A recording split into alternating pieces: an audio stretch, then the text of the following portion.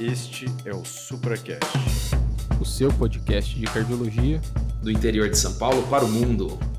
Fala pessoal, sejam todos bem-vindos a mais um episódio do SupraCast. Eu sou Marco Antônio e hoje estou aqui mais uma vez com meus grandes amigos, Dr. Rafael Rocha. Opa, fala Marcão, tudo bem? Como você está? Tudo bom, meu amigo? E grande Almir. Salve, galera, como é que vocês estão? Vamos para um episódio aí estritamente hemodinâmico, em todos os sentidos da palavra, hein? Opa, exatamente, muito bom. E assim, um episódio que vai sanar muitas dúvidas, né? É um tema que ainda tem uma série de questões aí, né, no dia a dia, algumas questões de dificuldade mesmo, de entendimento, vai ser muito interessante. E para já começar, o que você acha, Rafa? Tinha uma pergunta que o Almir sempre fazia para todo mundo que rodava na hemodinâmica, não é mesmo? Pois é, Marcão. É porque nós, lá 2 anos atrás, quando éramos R3, né, de cardio, a gente passava lá na hemodinâmica, o Almir sempre perguntava pra gente, né? E eu acho que hoje, então, fica como desafio aí do episódio para quem tá nos ouvindo. Fala aí, Almirzão, lança a pergunta aí. Perguntinha de prova, aquela perguntinha maldosa que faz você passar na frente do outro candidato, porque geralmente a gente acaba não lembrando, pessoal. Então, uma pergunta muito da hemodinâmica pura. Então, o desafio é o seguinte: qual a condição que gera um gradiente da PD2, ou a pressão diastólica final do ventrículo esquerdo, e a pressão capilar pulmonar? Mas aí vocês vão falar de bate-pronto. É estenose mitral. Então, qual a condição que gera esse gradiente que não é estenose mitral? É isso aí. Todo mundo pensa nessa primeiro, né? E tem outras duas, né, Almirzão? Exatamente. São duas condições.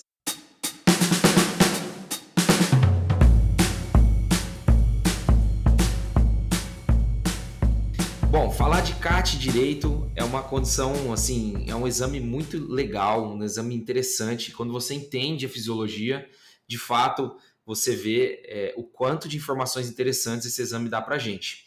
Ele pode ser utilizado em diversas situações, nós vamos falar quando a gente deve pedir, mas partindo de um conceito inicial, todo o exame se baseia numa teoria física, né, que é a teoria conhecida como teoria dos vasos comunicantes ou dos líquidos comunicantes. E o que essa teoria física fala, né? Não vamos entrar em detalhes da física, até porque não é meu forte, mas basicamente é que se a gente está diante de um líquido homogêneo, que é o sangue, e ele tem interligações, seja ela, né, por ramificações ou recipientes interligados, que são nossos vasos e nossas câmaras cardíacas, a pressão tende a ser a mesma naquele mesmo recipiente. Então, isso já traz para a gente o principal raciocínio do cateterismo direito ou direito-esquerdo, quando a gente também cateteriza as câmaras direitas. Que é qual? Quando a gente está lá com o catéter na veia cava, seja superior ou inferior, essa pressão vai ser igual, que vai ser igual à pressão no átrio direito. E a pressão no átrio direito, né, quando a válvula tricúspide está aberta, ela se equaliza com a pressão diastólica final do ventrículo direito. Então, a pressão PD2 do ventrículo direito. Aí a gente tem uma outra válvula, né, que é a válvula pulmonar, e ela se abre na sístole. Então, a pressão sistólica do ventrículo direito, em condições fisiológicas, né, tudo isso que eu estou falando é em condições fisiológicas, ela tem que ser igual à pressão sistólica da artéria pulmonar. E por último, né, a artéria pulmonar em sua diástole é como se ela estivesse desaguando no capilar pulmonar. Ou seja, a pressão diastólica da artéria pulmonar, em condições fisiológicas, ela deve ser igual à pressão capilar pulmonar, que consequentemente se comunica com as veias pulmonares e comunica com o átrio esquerdo, sendo então todas essas pressões diastólica da pulmonar, capilar pulmonar e átrio esquerdo iguais. E, mais uma vez, quando a válvula mitral está aberta, né, a gente tem que o átrio esquerdo, a capilar pulmonar e a pressão diastólica do ventrículo esquerdo são normais. Até por isso que a gente lançou o desafio, né, a condição que vai ter uma discrepância nessa situação. Então, esse é o raciocínio básico para a gente interpretar um exame de CAT direito-esquerdo. É óbvio que se a gente tiver alguma valvopatia, alguma obstrução nesse meio do caminho, isso pode se alterar. E falando um pouco mais do exame, né, a gente, além de medir as pressões, a gente também faz cálculos de fluxo através de termodiluição ou oximetrias, e para que a gente possa fazer o cálculo do débito cardíaco. E como é que é feito esse cálculo de fluxo, então? a gente tem 2 métodos, né? O termodiluição e o método de Fick, que a gente usa as oximetrias. Rapidamente, para também não cansar vocês e a gente ir para o que interessa, a termodiluição é como se basicamente a gente visse. Vou dar um exemplo meio chulo aqui, tá? Nunca me falaram, eu nunca fiz isso, mas eu não sei, que quando você faz, né, ali, dá aquele xixizinho na água na piscina, esquenta. Imagina que você tem um fluxo alto naquela piscina, ou seja, um rio com correnteza. Você quase não vai sentir o calor. Então, a velocidade do fluxo é proporcional à mudança de temperatura. Então, muda mais rápido a temperatura. E já naquela água mais parada, o calor vai ficar mais tempo. Então, é assim que se baseia, né, o princípio da termodiluição. A gente injeta uma substância com uma temperatura conhecida em determinado local e a mudança de temperatura que isso causa no sangue é sentida pelo catéter e dessa forma a gente consegue determinar o débito cardíaco. Já a oximetria, a gente vai calcular os consumos de oxigênio, é um pouco mais complexo, mas também a gente pode utilizar para o cálculo dos débitos cardíacos. Boa, Almirzão. Então, depois dessa explicação do que a gente faz no exame, né, qual que é o intuito do exame, a gente tem que conhecer quais são as principais indicações, né, que nós vamos ter de pedir um CAT direito para quem a gente vai solicitar esse exame, né? Eu acho que a indicação clássica quando a gente fala num CAT direito para ver pressão é justamente a situação da hipertensão pulmonar, né? A gente vai esmiuçar um pouquinho mais alguns aspectos ao longo do episódio, mas sem dúvida é a principal indicação. Esse exame é fundamental também quando a gente fala numa avaliação pré-transplante, principalmente nos pacientes pré-transplante cardíaco, né? E todos os pacientes têm indicação de fazer um CAT nesse contexto, e aqueles pacientes numa condição de pré-transplante hepático que tem também hipertensão pulmonar no eco, né? As cardiopatias congênitas também são situações clínicas ali que esse exame é muito bem indicado. Pode ser feito também essa mensuração manométrica nos pacientes críticos em choque, né, no contexto ali de CTI. A gente pode solicitar também esse exame para fazer avaliação de doenças valvárias. Ô, Mas Rafa, muito legal isso que você colocou, porque são as situações clínicas, né, dos cenários do dia a dia que a gente encontra para realizar esse exame de fato, né? Agora, não dá para falar de CAT direito e não falar de hipertensão pulmonar, né? Talvez a grande indicação da realização desse exame é justamente identificar, esmiuçar, né, e pesquisar mais a fundo essa condição. Lembrando, né, de que há um tempo atrás, identificada, né, entendida como uma doença, a hipertensão pulmonar trata-se mais de uma condição hemodinâmica, tá?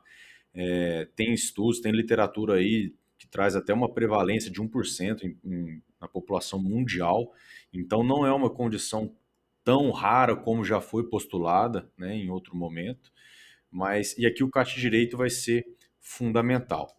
Lembrando que já desde a última diretriz europeia a gente já faz uma subdivisão, né, em grupos, né, nos grupos de 1 a 5, de hipertensão pulmonar. Só relembrando, para ficar bem didático, então, hipertensão pulmonar do grupo 1, né, que é aquela que antigamente era dita como primária, mas é aquela em que há um remodelamento da artéria pulmonar, né, uma alteração a nível de artéria pulmonar.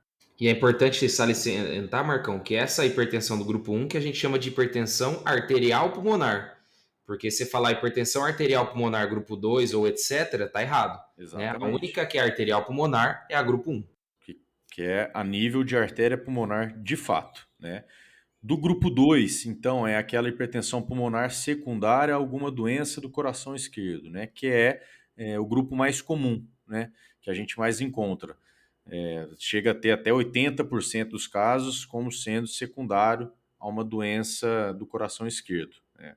Tem a do grupo 3, que é aquela decorrente de uma hipoxemia crônica, né? Uma doença do parênquima do pulmão, por exemplo, um DPOC, uma doença intersticial pulmonar, né? O grupo 4, aqui a gente vai encontrar, né, uma obstrução, e aí a gente comumente encontra, né, o TEP crônico. E o grupo 5, que aí vai ser aquela a miscelânea, né? Onde a fisiopatologia ela se mistura, ela se confunde. Então a gente tem sarcoidose, em alguns momentos, casos de sepse. Enfim, aqui já fica um pouco mais complicado e de fato é uma miscelânea, né? Quando não tem uma fisiopatologia muito bem definida. O fato é que o CAT direito ele vai trazer muitas informações e a gente vai conseguir definir. E o racional é, a partir desse exame, a gente definir primeiro se realmente existe uma hipertensão pulmonar.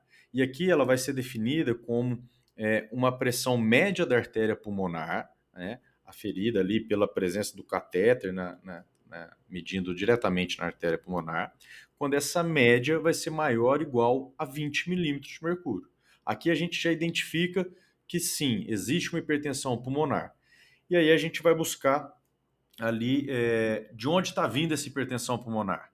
E aí a medida do capilar pulmonar vai nos ajudar.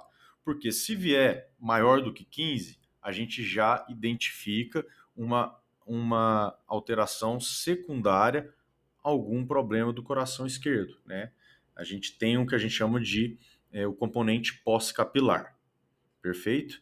Agora, se a gente não tem essa pressão de oclusão, né, da capilar pulmonar maior do que 15, a gente vai precisar depois medir as resistências para a gente ver se a hipertensão pulmonar vai ser do grupo 1.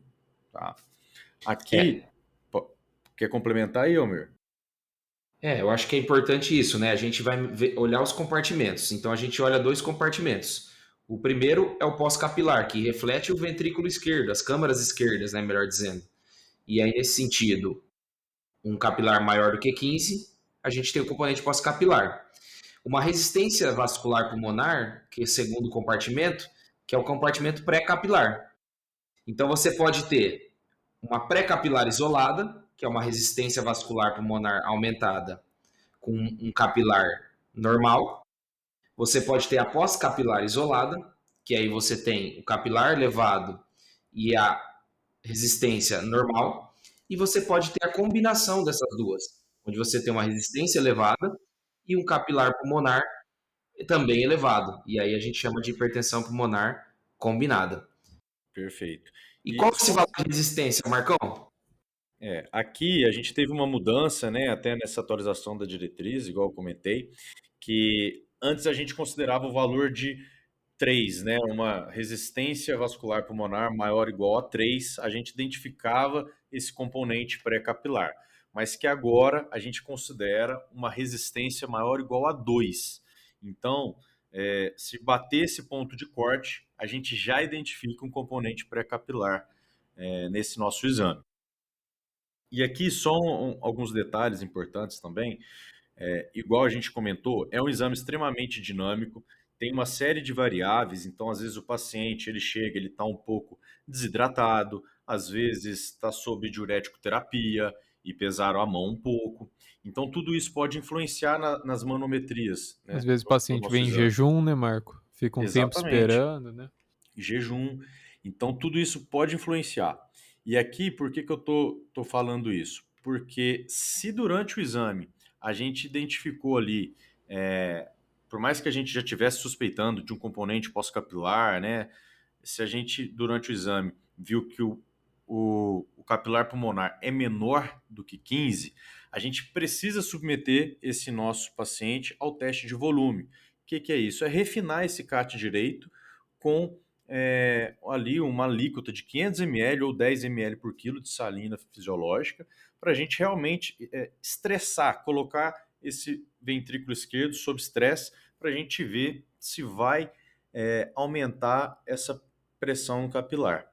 Porque se aumentar para um valor maior, igual a 18, esse paciente tem um componente pós-capilar oculto, perfeito? E isso vai ter diversas repercussões, porque ele se comporta, né, como um paciente com componente pós-capilar, perfeito? E lembrar que um outro refinamento que a gente tem no exame do CAT direito, além desse teste de volume, é o teste do óxido nítrico, que a gente vai fazer ali, né, indo para uma segunda condição, naqueles pacientes em que a gente está aventando a possibilidade do diagnóstico, uma hipertensão pulmonar, arterial pulmonar, né? Seja ela hereditária, idiopática ou por droga, nesses pacientes a gente vai lançar a mão desse teste do óxido nítrico, né? Para a gente testar e avaliar a vasorreatividade desse nosso paciente. E como que é esse exame, né? Ali o paciente vai ser submetido a uma inalação de óxido nítrico, né? Ali a 20 a 30 partículas por milhão, né, de ppm, por 10 minutos em média, para a gente ver como que vai se comportar a vasoreatividade da artéria pulmonar. E aí a gente precisa avaliar se houve uma queda na média da artéria pulmonar de 10 milímetros, né, um delta de 10 milímetros, para um valor absoluto abaixo de 40, sem ter tido alguma mudança no débito cardíaco desse paciente. E aí a gente fala que esse paciente tem um teste de vasorreatividade positivo. E isso vai ter uma influência tremenda aí para o segmento desse nosso paciente. Isso muda não só o diagnóstico, como também a terapêutica, né, Marco? Então, principalmente quando a gente fala em hipertensão do grupo 1, saber se tem resposta ao vasodilatador é algo que muda também a nossa estratégia terapêutica, né? Com certeza. Sem dúvida. Eu acho que quando a gente fala, né, de hipertensão pulmonar, é muito importante, né, toda a investigação, o paciente já chegar com o direcionamento, né, das hipóteses diagnósticas, já que o Marcão falou muito bem dos 5 grupos, né, então pode ser muitas possibilidades, né? E o teste de vasorreatividade, ele serve justamente para aqueles pacientes em que a gente está pensando que é um grupo 1, né, Marco? É a doença primária, né? Uma vez ele positivo, né, aqueles 3 itens, como vocês falaram, né? Queda maior do que 10 milímetros da pressão média, com valor absoluto menor que 40, e sem que haja redução do débito cardíaco, a gente está autorizado, se for grupo 1, a iniciar os bloqueadores de canal de cálcio em doses bem agressivas, né? A gente usa, né? Exato. E acho que tem, né, todo um planejamento antes de fazer o CAT na pesquisa de hipertensão pulmonar, até justamente para a gente pensar em lançar a mão, melhor dizendo, né, de outras particularidades do exame, né, que a gente pode ir falando, como arteriografia pulmonar, outras coisas que a gente aproveita nessa mesma oportunidade. Quais são esses exames de screening, Marcão, que ajuda a gente a pensar, né, nessas etiologias? Isso é fundamental, Almir, porque não só para a gente, né, refinar o exame, mas a gente tem que lembrar que o cateterismo direito é um exame invasivo, então a gente tem que deixar para ser, né, no final de uma investigação. Não dá para a gente fazer CAT direito a torto e direito aí para todos os pacientes, né? Então é importante, claro, uma história muito bem coletada, exame físico, isso é primordial. Geralmente a gente começa a investigação com ecocardiograma, né? O eco vai ser um exame aqui de screening, porque a partir do ecocardiograma a gente já consegue identificar valvopatias, uma insuficiência cardíaca, fração de ejeção preservada ou uma ICFR de fato, né? Que vai evoluir com uma hipertensão pulmonar na história natural da doença, disfunção diastólica, né? Moderada ou acentuada. Essas alterações, elas justificam uma PSAP um pouco mais elevada. E aí esse um pouco mais elevada pode variar alguns pontos de corte, mas ali 35, 40, até um pouco mais de 40, essas alterações, elas podem sim justificar, tá? Se a gente encontrar alterações específicas, né, do VD, então assim, um TAPS, FAC, até mesmo strain de VD mais alterados, e só essas alterações de VD, pode sim ter ali pode nos levar um pouco mais a pensar em componente pré-capilar, mas mesmo assim o eco vai ser um screening. Lembrar sempre os testes funcionais, né, para avaliar a função pulmonar, então espirometria, paciente que é DPOC tem uma relação VF1 menor do que 50%, né, isso justifica sim uma hipertensão pulmonar, né, decorrente de uma hipoxemia crônica. Uma tomo de tórax, tem um tórax muito acometido, né, por uma doença intersticial difusa. Lembrar da cintilo VQ nos pacientes ali que a gente está seguindo por conta de um TEP crônico, né? A gente tem que ter essa cintiloVQ identificando o TEP crônico, o paciente tem que ter sido submetido a um tratamento pelo menos 3 meses de anticoagulação, para só depois disso a gente avaliar ali com o CAT direito. Então tem todos esses pormenores, esses outros exames, para a gente, só depois disso, de excluir outras causas, a gente pensar no CAT direito. Lembrar, só para ressaltar, né, o que a gente já falou aqui, mas eu acho que é um ponto fundamental disso que a gente tem discutido, que o CAT direito, ele não dá o grupo de hipertensão pulmonar, né? E isso é uma análise mais ampla, né, que a gente faz com a clínica e com outros métodos complementares que vão direcionar a nossa hipótese clínica. O CAT direito, ele vai dizer para a gente se há hipertensão pulmonar e se ela tem um componente pré ou pós-capilar, né, ou os dois juntos combinados, né? Mas essa definição de qual é o tipo, né, de hipertensão pulmonar, a gente só vai conseguir através de uma análise clínica minuciosa. Perfeito. Maravilha. Eu acho que, além disso, às vezes o ouvinte pode se deparar no laudo de CAT direita e esquerda com duas palavrinhas aí, duas nomes que às vezes a gente não está muito acostumado. A primeira é o gradiente diastólico pulmonar. O que é isso, né? Apesar de hoje as diretrizes não encorajarem mais a gente usar esse termo, pode ser que o ouvinte se depare com isso. O gradiente diastólico pulmonar nada mais é do que a diferença da pressão da capilar pulmonar pela pressão diastólica da artéria pulmonar. E isso infere o quê? Infere que um gradiente diastólico maior do que 7 direcionaria a gente para um componente pré-capilar. Hoje a gente usa quase que estritamente a resistência vascular, mas vocês podem encontrar isso. Então, gradiente diastólico pulmonar maior que 7, pensar na etiologia pré-capilar. Outra situação é o gradiente transpulmonar, que ainda é muito falado no próximo tópico que a gente vai falar, né? Que é nos pacientes pré-TX. Então, gradiente transpulmonar, que é a média da artéria pulmonar menos a capilar pulmonar maior do que 15, denota também um pior prognóstico.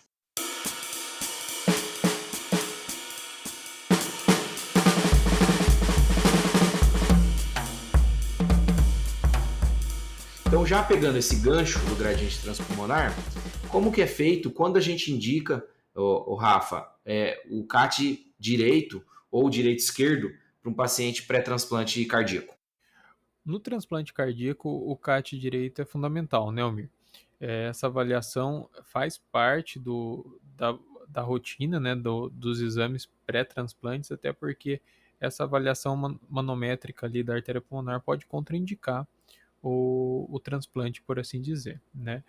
Tem alguns pontos que a gente precisa ressaltar, né, que estão nas nossas diretrizes, que quando a gente tem essa resistência pulmonar acima de 5 UDs, uma resistência fixa, né, que não tem resposta aos vasodilatadores, há uma contraindicação ao transplante cardíaco. Sempre quando a gente tem uma sistólica da pulmonar acima de 50, quando tem uma resistência vascular pulmonar maior que 3 UDs, maior ou igual a 3 UDs, ou gradiente transpulmonar maior que 15, a gente tem que fazer o teste de vasorreatividade justamente para ver se há a resposta, para ver se realmente não há uma hipertensão pulmonar fixa que contraindicaria o transplante cardíaco. Além disso, além do transplante cardíaco, né, o CAT direito é fundamental também na avaliação dos pacientes que vão ser submetidos a um transplante hepático. É importante ressaltar que esses pacientes fazem síndrome hepatopulmonar, né, muitas vezes fazem uma hipertensão porto-pulmonar, e esses pacientes precisam ser rastreados nesse sentido, né? Então, o eco também é o principal exame aqui de rastreio, é um exame que tem que ser feito antes do transplante hepático, e sempre que a gente tiver uma pressão sistólica da artéria pulmonar no eco maior que 50 ou maior que 40 com outros sinais de hipertensão pulmonar, a dilatação do VD, alguma alteração nesse sentido, a gente tem que fazer o cateterismo direito para fazer uma avaliação precisa, manométrica, de como está a pressão na artéria pulmonar, né? Quando a gente faz esse CAT direito e a gente tem uma pressão média da pulmonar menor que 35, a gente libera esse paciente para o transplante hepático.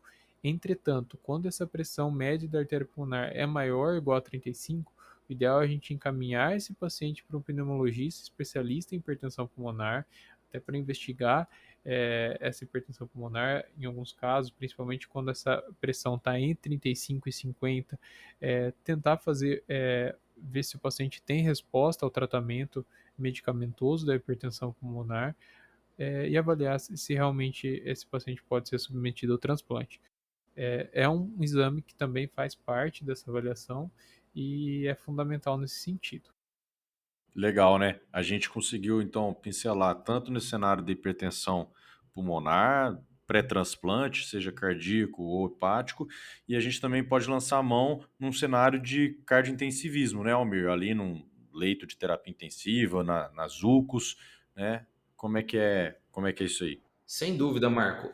Eu acho que o catéter de Swan-Ganz, né, o catéter de artéria pulmonar no leito de terapia intensiva, ele ajuda muito na condição do paciente. Apesar de a gente ter trabalhos clínicos, né, acho que o maior é o ESCAPE Trial, que mostrou que o catéter de Swan-Ganz não demonstrou um benefício em mortalidade, né, nos pacientes que utilizaram, a gente vê que ele ajuda. E eu acho que mais do que passar o catéter é saber interpretar. Acho que aí está a principal lição. E saber quando indicar também, né? Quando a gente tem uma causa clara para o choque, acho que não vejo motivo para passar o Swan-Ganz, né? Mas naqueles pacientes mais complexos, com disfunção biventricular ou com hipertensão pulmonar prévia, fica muito difícil de saber se o problema é a bomba, se é o ventrículo direito, se é o esquerdo, se é um choque séptico, se é um tromboembolismo pulmonar. Então o catéter de Swan-Ganz ajuda muito. E existem, claro, né? Muitas coisas a gente pode avaliar, desde a resistência vascular sistêmica, a resistência vascular pulmonar, o débito cardíaco, se ele está aumentado, né, em condições hiperdinâmicas e reduzido nas condições mais cardiogênicas, e também algumas decorebinhas, né, que às vezes ajudam a gente a fazer o diagnóstico através da pressão. Uma delas que eu acho que vale a pena ressaltar é no paciente pós-infarto, que acontece o quê? Né, você vai lá colher uma gasometria desse paciente da artéria pulmonar e você observa, né, que tem um salto oximétrico, né, em relação à via do átrio esquerdo, o átrio direito, em relação à artéria pulmonar. O que pode ter acontecido ali, né? Ali é basicamente uma suspeita de uma CIV, né? Então você vai ver a hipertensão pulmonar com esse salto oximétrico aí, maior do que 7 essa diferença. Outra situação que a gente se preocupa bastante e que pode ser feito diagnóstico através da manometria é no próprio tamponamento cardíaco, né? Onde a gente coloca ali a pressão do átrio direito ou da PVC e a gente praticamente não observa, né, aqueles descensos Y e X, né, quase uma equalização das pressões das 4 câmaras. Então a gente tem que pensar em tamponamento cardíaco e aí a gente tem que abrir mão do POCUS para fazer esse diagnóstico. Então, algumas dicas, mas é importante essa interpretação hemodinâmica e a avaliação sucessiva, né? Não adianta passar lá, vi uma medida, não, eu vou ligar do Dobuta, eu vou fazer uma expansão, eu tenho que fazer essas medidas novamente para ir vendo o manejo do paciente para que lado que ele está indo. E sempre que fizer uma alteração, você checar novamente os dados, porque igual você colocou, é dinâmico, né? O nosso paciente vai estar ali num contínuo, né, da internação, da patologia de base, enfim. A gente tem que estar sempre ali do lado, checando e coletando novas medidas, enfim, acompanhando de perto, né? Boa. E pegando um gancho do que o Almir falou dessa situação do salto gasométrico na CIV, outra indicação que a gente comentou interessante do CAT direito é justamente nas cardiopatias congênitas, né? Esse salto gasométrico pode nos dar pistas, né, de muitas vezes até etiologia de hipertensão pulmonar, né? Quando a gente consegue identificar um salto gasométrico, quando a gente faz essa coleta seriada de gasometrias, de que há um shunt intracardíaco. Nesse caso, né, sempre quando a gente tem shunt, a gente não utiliza aquele método de termodiluição para ver o débito cardíaco que o Almir tinha dito, né? Aí nesse caso a gente deve preferir o cálculo, né, pelo método de Fick com gasometria. Eu vou fazer uma pequena correção, Rafa. É mandatório ser o método de Fick. Quando há suspeita de shunt, a gente não pode fazer termodiluição. É mandatório o método de Fick. Com certeza. Para ficar bem claro para o ouvinte. Mais incisivo, é isso aí, Almirzão. Por último, né, Rafa? Eu acho que assim, a gente trouxe as grandes indicações, Na valvopatia, hoje cada vez menos a gente usa, porque o eco avançou muito, os outros métodos, como a tomografia e ressonância, mas lembrar que é um método a mais quando a gente tem discordância clínico-laboratorial. Então, eu fiz o eco, não está legal, a janela é ruim, e o paciente eu acho que pode ser grave essa valvopatia. Por que não o cateterismo, né? Com a relação manométrica para elucidar melhor essas situações. Famosa fórmula de Gorlin, né, Almirzão? Exatamente. Bom, e aqui, pessoal, acho que só para a gente passar rapidamente para o ouvinte, para entender, né, que é um exame invasivo, tem seus riscos, então a gente tem que ter uma ideia de como que é, né? Então, na parte bem prática mesmo, relembrar, é um acesso venoso, né? Quando é um CAT direito e esquerdo, a gente tem um acesso arterial, como se fosse um CAT diagnóstico ali que a gente faz no dia a dia, mas aqui vai ter esse acesso venoso. Aí pode ser, né, jugular interna direita, pode ser femoral, ou até mesmo ali a basílica ou a cefálica. Isso depende muito do centro que você se encontra, né, da escola, enfim.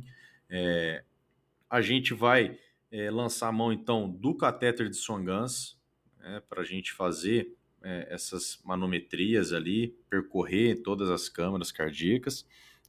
Lembrar que, em alguns casos, pode ser feito, às vezes, com um catéter, né, um MPA que a gente utiliza na prática. Às vezes, um JR não é o mais indicado, né, ou não é propício para isso. O ideal é a gente fazer pelo catéter de Swan-Ganz, mas a gente sabe da impossibilidade em alguns centros, algumas realidades, enfim. Mas aqui só para a gente lembrar que, então, tem as complicações inerentes, por exemplo, de uma punção, né, por mais que seja uma punção venosa, a gente pode ter as complicações da punção.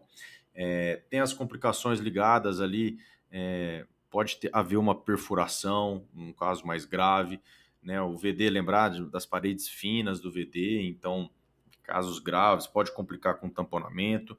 Então, assim, a ideia é passar que é um exame invasivo e não é para a gente fazer para todos os pacientes. A gente precisa pormenorizar a investigação, passar por todo aqueles step by step que a gente comentou, para só depois, de maneira bem indicada, bem programada, a gente poder fazer esse exame. Algumas colocações a mais aí, Almir, Rafa, para a gente deixar bem claro para o nosso ouvinte?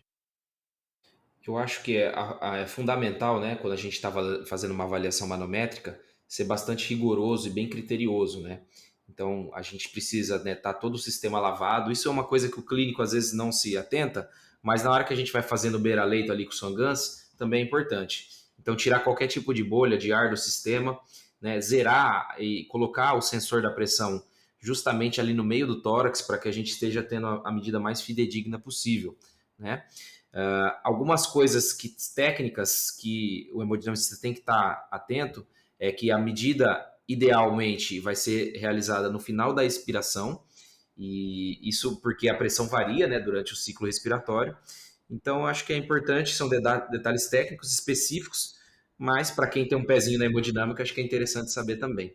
E fazem total diferença, né, Almir? A gente está submetendo o paciente a um exame invasivo, né, com os riscos que o Marco disse, para ter uma ferramenta muitas vezes fundamental para fazer o diagnóstico. Se a gente não faz uma curva bem feita, se a gente não consegue dar essa resposta através da curva pressórica, muitas vezes a gente pode não só não dar o diagnóstico, como dar um diagnóstico errado, né? E Então é pode, às importante. vezes, até indicar ou contraindicar um transplante cardíaco, por exemplo, né? Então, esse capricho, esse zelo ali no momento do exame é fundamental, de fato. Bora. Bora pro bate-bola, chegou aquele momento. Bora. Solta a vinheta aí.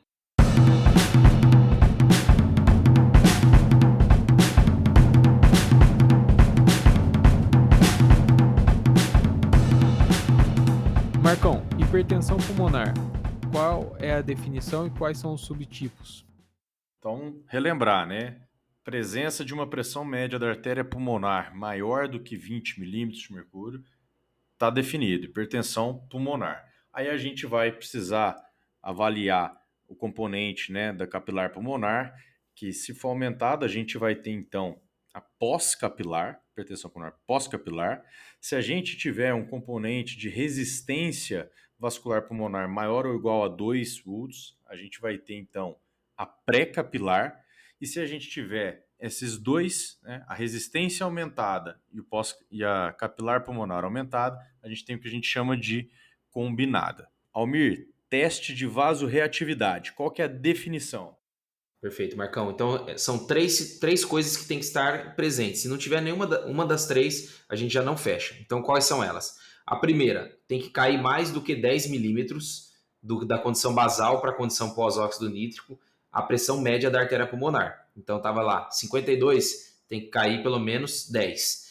A segunda condição é que tem que cair abaixo de 40. Então, não vale cair de 52 para 42, tem que cair para 39, por exemplo.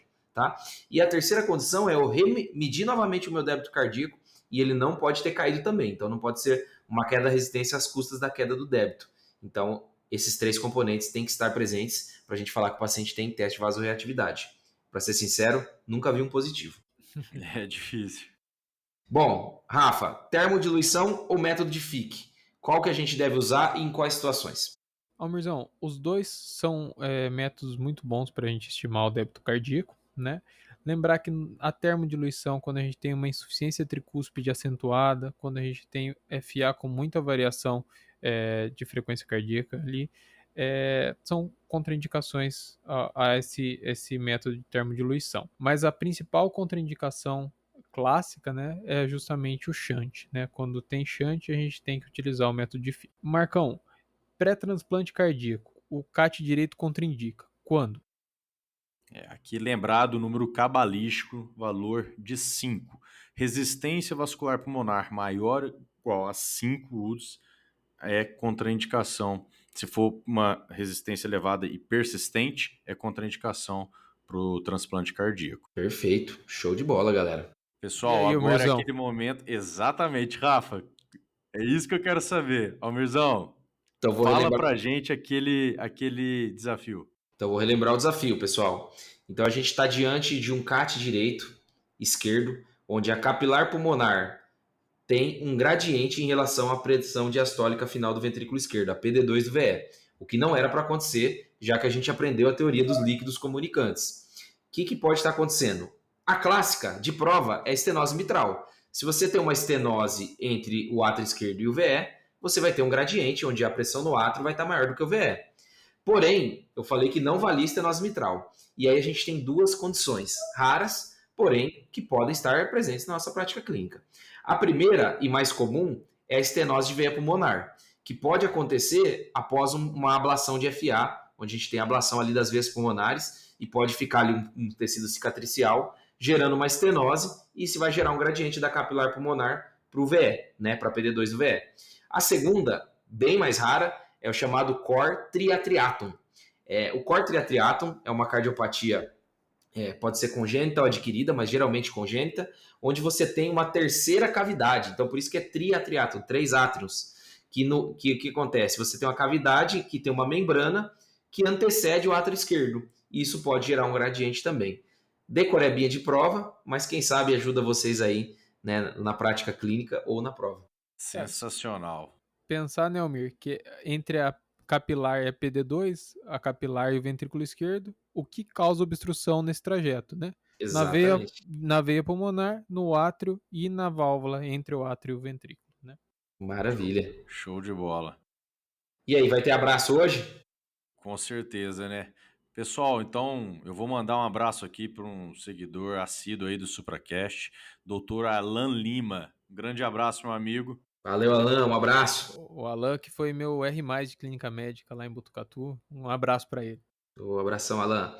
Eu vou mandar um abraço, já que a gente está falando de hipertensão pulmonar, CAT direito, para uma pessoa que é entusiasta desse exame, que é a doutora Maíra, que está ali no ambulatório de hipertensão pulmonar, Maíra Pneumo.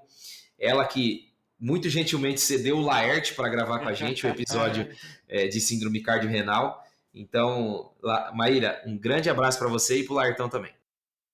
Boa, show de bola. Eu acho que é isso então, pessoal. Deu para a gente conversar bastante sobre esse exame importante na prática clínica, né? Esclarecer alguns pontos que geram muita dúvida, né? Queria pedir para todo mundo seguir a gente lá no Spotify, no Instagram, no YouTube também. Se gostou do nosso episódio, do nosso trabalho, deixe pra gente 5 estrelas, que ajuda muito a gente. Só um cliquezinho, clica aí. Isso aí, pessoal. Novamente, muito obrigado. E Almir, Rafa, tamo junto e até uma próxima. Grande abraço. Valeu, galera. Um abração. Valeu, pessoal. Até mais. Tchau, tchau.